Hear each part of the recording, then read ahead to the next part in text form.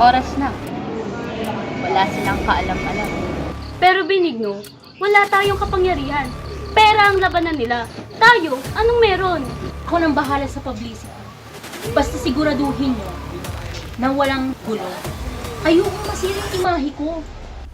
Samantalang yung sino mang bumatigo sa sistema o magayag ng katotohanan ay hinahabol at pinatatahimik. Sa likod ng kislap ng huwad na kaunlaran, nananatiling sugatan ng bayan habang ang katarungan ay patuloy na pinapatay.